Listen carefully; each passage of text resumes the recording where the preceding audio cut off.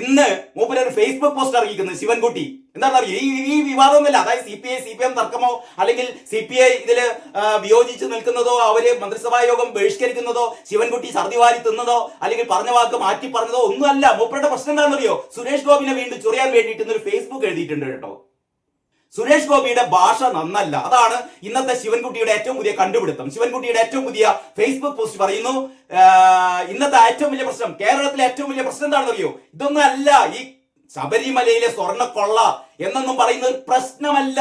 ഇവിടെ നെൽകർഷകർക്ക് പണം കൊടുക്കാത്ത പ്രശ്നമല്ല, ചികിത്സാ ഉപകരണങ്ങൾ ഇവിടെ ഇല്ലാത്തത് പ്രശ്നമല്ല, കോടിക്കണക്കിന് രൂപ കുടിശ്ശികയായി കിടക്കുന്നത് പ്രശ്നമല്ല, കേരളത്തിലെ വ്യവസായങ്ങളാകെ നശിച്ചുകൊണ്ടിരിക്കുന്നത് പ്രശ്നമല്ല, ഒന്നും പ്രശ്നമല്ല. പിന്നെ എന്താണ് ഇവിടുത്തെ പ്രശ്നം എന്നറിയോ? സുരേഷ് ഗോപിയുടെ ഭാഷ നന്നല്ലത്രേ. കാരണം സുരേഷ് ഗോപി കഴിഞ്ഞ ദിവസം എന്താ സംഭവിച്ചറിയും? നിങ്ങളൊന്ന് ആലോചിച്ച് നോക്കണം. നല്ല ഭാഷ നമ്മുടെ CPM നേതാക്കന്മാരുടെ കയ്യിലില്ലേ? CPM നേതാവായ കാരണഭൂതത്തിന്റെ ഭാഷ തന്നെ നോക്കാം. എന്തൊക്കെയാ പറയുന്നത്? 51 വെട്ടുവെട്ടിക്കൊന്ന ഒരാളെ പോലും കുലംകുത്തിയാണ് എന്ന് വിളിക്കുന്ന നേതാവാരുടേതാണ്? നമ്മുടേതാണോ? പിണറായി വിജയന്റെ ഭാഷ എന്ന് പറഞ്ഞാൽ പരനാറി. കേരളത്തിലെ ഏറ്റവും പ്രധാനപ്പെട്ട ഏറ്റവും മികച്ച പാർലമെന്റേറിയനായ അല്ലെ പ്രേമചന്ദ്രനെ, NK പ്രേമചന്ദ്രനെയാണ് വിളിച്ചത് പരനാറി എന്ന് വിളിച്ചത്. നികൃഷ്ട ജീവി എന്ന് വിളിച്ചത് പിതാവിനെയാണ്. താമരശ്ശേരി ബിഷപ്പിനെ നികൃഷ്ട ജീവി എന്ന് വിളിച്ചു. എഡോ ഗോപാലകൃഷ്ണ എന്ന് വിളിച്ചു. നമ്മൾ 14 പ്രാവശ്യം വിളിക്കും എഡോ പിണറായി എന്ന് തന്നെയല്ലേടോ നിന്നെ വിളിക്കേണ്ടത്?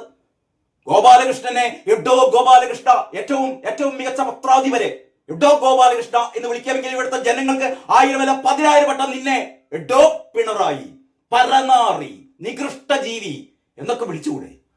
അപ്പൊ ഇതൊന്നും ശിവൻകുട്ടി കാണുന്നില്ല കേട്ടോ. ശിവൻകുട്ടി ഇതൊന്നും കാണുന്നില്ല. പിന്നെ മറ്റു നേതാക്കന്മാരെ കുറിച്ച് ഞാൻ പറയുന്നില്ല. പടുമരം ഇവിടുത്തെ ആശാ വർക്കർമാരെ എന്തൊക്കെയാണ് വിളിച്ചത്? PB ഹർഷകുമാർ എന്ന് പറയുന്ന CATU നേതാവ് എന്തൊക്കെയാണ് വിളിച്ചത്?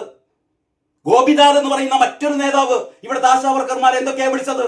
രോഗം പരത്തുന്ന കീടാണു, സുരേഷ് ഗോപിക്ക് ഉമ്മ കൊടുക്കുന്നവര്, പാട്ട പെറുക്കികള്, പാട്ട കുലുക്കികള്, എണ്ണി പറയുകയാണെങ്കിൽ ഒരു ദിവസം മുഴുവൻ പറഞ്ഞാൽ തീരില്ല CPM അധമന്മാരുടെ അധമ വാക്കുകൾ. എന്നിട്ട് ശിവൻകുട്ടി പഠിപ്പിക്കാൻ അറിയുന്നതാണ് ഇന്ന് രാവിലെ തന്നെ അല്ലെ സുരേഷ് ഗോപിയെ പഠിപ്പിക്കാൻ. കാരണം സുരേഷ് ഗോപി ഒറ്റത്തൊന്നൊക്കെ പറഞ്ഞവൻ എന്ന് പറഞ്ഞത്രേ.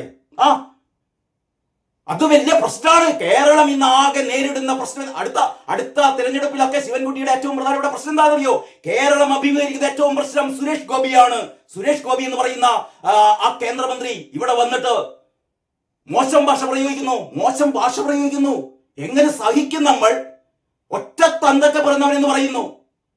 എടോ ഒറ്റ തന്തൊക്കെ പറഞ്ഞവൻ എന്നൊക്കെ ഇവിടെ കാലാകാലങ്ങളായി ഉപയോഗിക്കുന്ന പദമാണ്.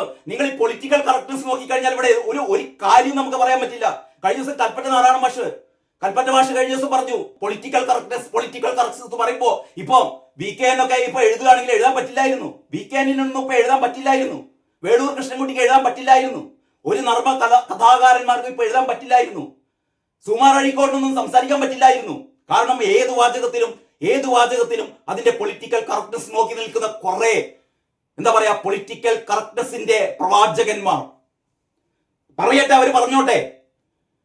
പക്ഷെ ശിവൻകുട്ടി മിണ്ടരുത് കേട്ടോ. അണ്ടർവെയറും കാണിച്ച് നിയമസഭയുടെ ഡെസ്കിന്റെ മേലെ കയറിയിട്ട് കുച്ചിപ്പിടി കളിച്ചവനല്ലടോ താൻ. കമ്പ്യൂട്ടറൊക്കെ എടുത്തെറിഞ്ഞുകൊണ്ട് സംഹാര താണ്ഡവം മാറിയ ശിവൻകുട്ടിയാണോ നമ്മളെ പഠിപ്പിക്കാൻ വരുന്നത്? ശിവൻകുട്ടിയാണോ സുരേഷ് ഗോപിയെ പഠിപ്പിക്കാൻ വരുന്നത്? മിണ്ടിപ്പോകരുത്. ശിവൻകുട്ടി സുരേഷ് ഗോപിയെ പഠിപ്പിക്കേ. എടോ ഈ PM ശ്രീ പദ്ധതിക്ക് ഒരു രാത്രി നേരം വെളുക്കുമ്പോഴത്തേക്ക് അനുമതി നൽകിയതിനെ കുറിച്ച് പറ. അതിനെക്കുറിച്ച് പറ. അത്തരം ഒരു വലിയ കാര്യം ഇവിടെ നീറിപ്പുകയുമ്പോഴാണ് ഉളുപ്പില്ലാതെ സുരേഷ് ഗോപിയെ പഠിപ്പിക്കാൻ വേണ്ടി പോകുന്നത്. സുരേഷ് ഗോപി ഒറ്റ തന്തൊക്കെ പറഞ്ഞവൻ എന്ന് പറഞ്ഞത്രേ. പറയടോ ഒറ്റ തന്തൊക്കെ പറഞ്ഞവൻ എന്ന് പറയുക. അതിന് എത്ര വലിയ തെറ്റ്. ഇത് ശരിയല്ല അത്രേ. ഇത് ബയോളജിക്കലായി ശരിയല്ല. ഇത് സ്ത്രീ വിരുദ്ധ പ്രസ്താവനയാണ്. എന്തൊരു സ്ത്രീ സ്നേഹം. മറ്റേ പൊമ്പിള ഒരുമൈ സമരക്കാർ പോയപ്പോഴേ നിന്റെ നേതാവ് പറഞ്ഞത്, MM മണി എന്ന് പറയുന്ന മണിസഖാവ് പറഞ്ഞത് എന്തായിരുന്നു? മണിയാശാൻ എന്താ പറഞ്ഞത്? മറ്റേ പരിപാടിക്ക് പോയതാണെന്നല്ലേ?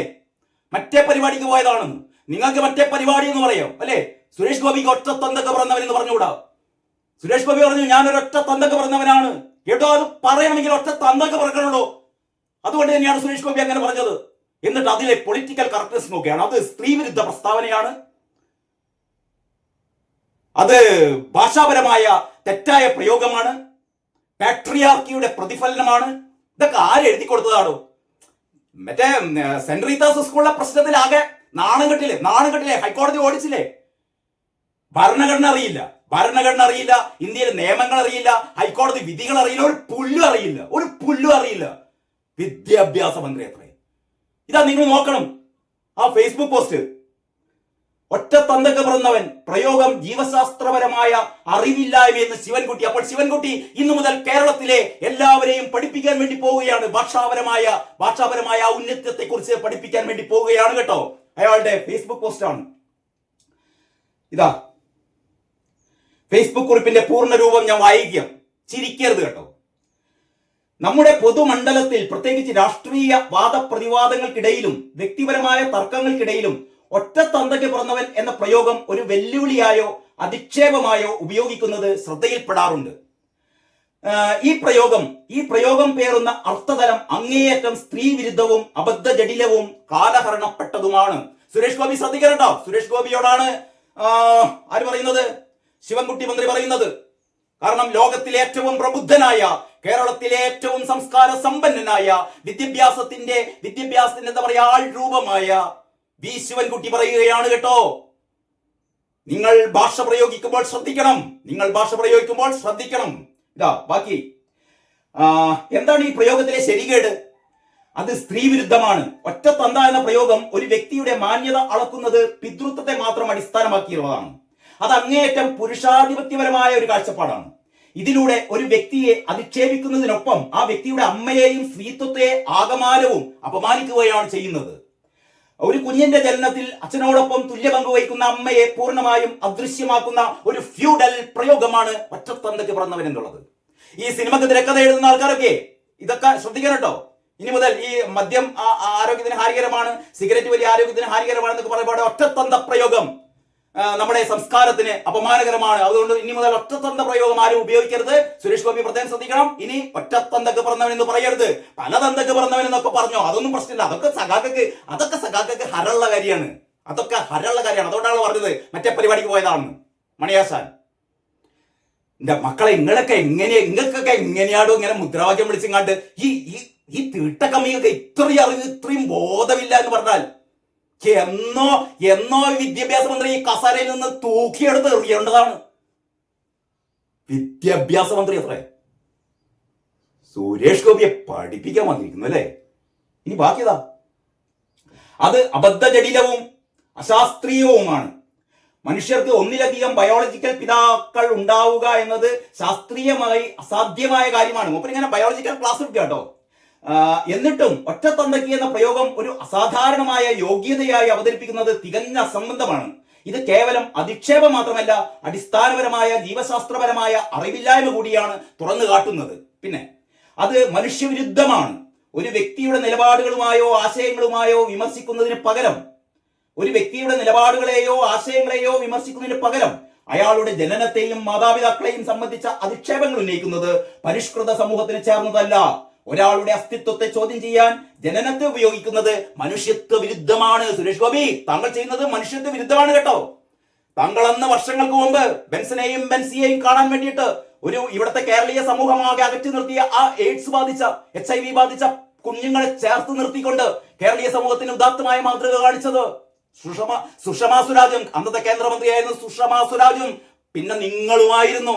ഇതൊന്നൊരു പ്രശ്നമല്ല, ഇതൊന്നും നിങ്ങൾ ചെയ്യുന്ന വലിയ കാര്യമില്ല. നിങ്ങൾ ബെൻസിനെയും ബെൻസിയെയും ചേർത്ത് പിടിച്ചുകൊണ്ട് കേരളത്തിൽ ആദ്യമായി ഈ HIV പോസിറ്റീവായ കുട്ടികളെ ചേർത്ത് പിടിച്ചുകൊണ്ട് ഇവരെ നമ്മൾ ചേർത്ത് പിടിക്കണം എന്ന സന്ദേശം കേരളത്തിന് നൽകിയ നിങ്ങൾ ഒരു മാതൃകയല്ല. കാരണം നിങ്ങൾ ഭാഷ പഠിക്കണം. നിങ്ങൾ ഒക്കെ തന്തയ്ക്ക് പിറന്നവനെന്നൊന്നും പറയാൻ പാടില്ല കേട്ടോ. ഇനി ആശയങ്ങൾ കൊണ്ടാണ് നേരിടേണ്ടത്. ശ്രദ്ധിക്കണം, ആശയങ്ങൾ കൊണ്ടാണ് നേരിടേണ്ടത്. ടി പി ചന്ദ്രശേഖരനെ ഞങ്ങൾ കൊന്നത് കണ്ടില്ലേ? ടി പി ചന്ദ്രശേഖരനെ 51 വെട്ടി കൊന്നത് കണ്ടില്ലടോ. അതായത് ഞങ്ങളുടെ ആശയത്തെ ടി.പി. ചന്ദ്രശേഖരന് മറ്റൊരു ആശയമായിരുന്നു, ഞങ്ങൾക്ക് വേറൊരു ആശയമായിരുന്നു. ഞങ്ങളുടേതെന്ന് പറഞ്ഞാൽ ഈ ദല്ലാളന്മാർക്ക് വേണ്ടിയുള്ള അധികാരത്തിന്റെ ഇടനാഴികളിലൂടെ കടന്നു ചെല്ലാൻ വേണ്ടി ഈ കമ്മ്യൂണിസത്തെ കൊലക്ക് കൊടുത്ത പാരമ്പര്യമാണ് ഞങ്ങളുടേത്. ഞങ്ങളത് ഉയർത്തിപ്പിടിച്ചപ്പോൾ അത് ശരിയല്ല എന്ന് ടി.പി. ചന്ദ്രശേഖരൻ പറഞ്ഞപ്പോൾ ഞങ്ങൾ എന്ത് ചെയ്തു എന്നറിയാം, 51 വെട്ടിക്കൊന്നു. അങ്ങനെയാണ് ചെയ്യേണ്ടത്. അതാണ് ആദർശം. പഠിപ്പിക്കുകയാണ് ശിവൻകുട്ടി. ആദർശം കൊണ്ടാണ് നേരിടേണ്ടതത്രേ. അങ്ങനെയാണത്രേ കൃപേഷിനെയും ശരത്ലാലിനെയും കൊന്നത്. അങ്ങനെയാണത്രേ ഇവിടെ ടി.പി. ചന്ദ്രശേഖരനെ കൊന്നത്. ഇപ്പതാ ഏറ്റവും പുതിയ വാർത്ത, ടി.പി. ചന്ദ്രശേഖരന്റെ കൊന്ന പ്രതികൾക്ക് 20 വർഷം കഠിന തടവ്, അവരെ പുറത്തേക്ക് വിടരുതെന്ന് ഇവിടെ സുപ്രീം കോടതി വരെ ഉത്തരവിട്ടതാണ്. അപ്പോഴിതാ വീണ്ടും പുതിയ ഉത്തരവെത്തിയിരിക്കുന്നു. ഈ ടി.പി. കേസ് പ്രതികൾക്ക് വിടുതൽ വേണമെന്ന് ജയിൽ ഡി ജി പി എല്ലാ ജയിൽ സൂപ്രണ്ടുമാർക്കും കത്തയച്ചിരിക്കുകയാണ്. നിങ്ങളുടെ അഭിപ്രായം എന്താണ്? ടി.പി. കേസ് പ്രതികൾക്ക് ഒരു വിടുതൽ വേണ്ടേ? അവർ കേരളത്തിന് ആവശ്യമല്ലേ? ഇനി ആകെ 4-5 മാസം കൂടിയല്ലേ ഉള്ളൂ പിണറായിക്ക് ഇവിടെ ഭരിക്കാൻ. അത് കഴിഞ്ഞാൽ പിന്നെ വരുന്നത് മറ്റൊരു സർക്കാരായിരിക്കുമല്ലോ. അപ്പൊ ഈ പാവം ഈ മുയൽ കുഞ്ഞുങ്ങളെ പോലുള്ള അഹിംസയുടെ കാവലാളുകളായ കൊടിസുനിക്കും ഈ CPM-ന്റെ ഗുണ്ടകൾക്കും നമ്മൾ അവരെ രക്ഷിക്കണ്ടേ? അവർക്കൊരു വിടുതൽ വേണ്ടേ എന്ന് പറയുകയാണ് കേട്ടോ. എവിടെ എത്തി നിൽക്കുന്നത് നമ്മൾ നോക്കണം. അപ്പോഴാണ് ഈ മുതല് നമ്മളെ പഠിപ്പിക്കുന്നത് ഭാഷാ പഠനം. കേരളത്തിലെ ഭാഷാപിതാവ് ഇനി മുതൽ തുഞ്ചത്തെഴുത്തച്ഛനല്ല, ഇനി മുതൽ മലയാളത്തിന്റെ ഭാഷാപിതാവ് ആരായിരിക്കും? വി. ശിവൻകുട്ടി ആയിരിക്കും. അങ്ങനെ ഒരു ഉത്തരവ് കൂടി ഇറക്കണം കാരണഭൂതമേ. ഇനി മുതൽ തുഞ്ചത്താചാര്യനല്ല, ഇനി മുതൽ ആരാണ്? വി. ശിവൻകുട്ടിയാണ് ഭാഷാപിതാവ് എന്നൊരു സർക്കുലർ ഇറക്ക്. കയ്യടിക്കാൻ ആളെ കിട്ടും. ശിവൻകുട്ടിക്ക് പൊന്നാടയുമായി ഇവിടുത്തെ സാംസ്കാരിക നായ്ക്കളും വരും. കാരണം ആ രീതിയിലാണ് കേരളത്തിന്റെ പോക്ക് കേട്ടോ. പൈസ ഉണ്ടാക്കണം, പണം ഉണ്ടാക്കണം, അതിനുവേണ്ടി ആരുടെയും കാല് നക്കികൾ അല്ലേ? കയ്യടിക്കാൻ മറ്റൊരു ചാനൽ ഉണ്ടാവും, മലമുറി ചാനൽ. കാട്ടുകള്ളൻ വീരപ്പനേക്കാൾ വലിയ വീരപ്പന്മാർ നടത്തുന്ന ചാനൽ മുതലാളിമാർ. ഇങ്ങനെ ഒരു കേരളം ഇത്രമാത്രം അധപ്പതിച്ച ആരാണ് കേരളത്തിന് രക്ഷിക്കാനുള്ളത്? അതാണ് ഇവിടുത്തെ ജനങ്ങൾ ഉറ്റുനോക്കുന്നത്. കേരളത്തെ രക്ഷിക്കണ്ടേ? ഈ രീതിയിലുള്ള ഭാഷാ പിതാക്കന്മാരിൽ നിന്ന് കേരളത്തെ രക്ഷിക്കണ്ടേ എന്നാണ് പുതിയ തലമുറ ചോദിക്കുന്നത് കേട്ടോ. ഇതൊന്ന് ഞാൻ കൺക്ലൂഡ് ചെയ്യാം. ഇതിങ്ങനെയാണ്, ആശയങ്ങൾ കൊണ്ടാണ് നേരിടേണ്ടത്, അല്ലാതെ കുടുംബത്തെയും ജനനത്തെയും അധിക്ഷേപിച്ചുകൊണ്ടല്ല. വാക്കുകൾ ആയുധങ്ങളാണ്. അത് മുറിവേൽപ്പിക്കാനല്ല, മറിച്ച് മെച്ചപ്പെട്ട ഒരു സമൂഹത്തെ രൂപപ്പെടുത്താനാകണം. ശിവൻകുട്ടി പറയാണ്, വാക്കുകൾ ആയുധങ്ങളാക്കരുത്. പി.പി. ദിവ്യ എന്ന് പറയുന്ന നവീൻ ബാബുവിനെ കൊലക്ക് കൊടുത്തൊരു പി.പി. ദിവ്യ ഉണ്ടല്ലോ. എടോ ശിവൻകുട്ടി, ചെന്ന് ദിവ്യയെ പഠിപ്പിക്കോ, പി.പി. ദിവ്യയെ പഠിപ്പിക്കോ. സുരേഷ് ഗോപിയെ പഠിപ്പിക്കാൻ താൻ ആയിട്ടില്ലട്ടോ. താൻ 1,000 ജന്മം ജനിച്ചാലും സുരേഷ് ഗോപിയുടെ അടുത്ത് താൻ എത്തില്ല. പോയി പഠിപ്പിക്കോ, പി.പി. ദിവ്യയെ പഠിപ്പിക്കോ, കാരണഭൂതത്തെ പഠിപ്പിക്കോ, മണിയാസാനെ പഠിപ്പിക്കുക, ഇളമരത്തെയും പടുമരത്തെയും ഒക്കെ പഠിപ്പിക്കുക കേട്ടോ. ടി.ബി. ഹർഷകുമാറിനെയും ഗോപിനാഥിനെയും ഒക്കെ പഠിപ്പിക്കുക. എന്നിട്ട് വന്നാ മതി സുരേഷ് ഗോപിയെ പഠിപ്പിക്കാൻ.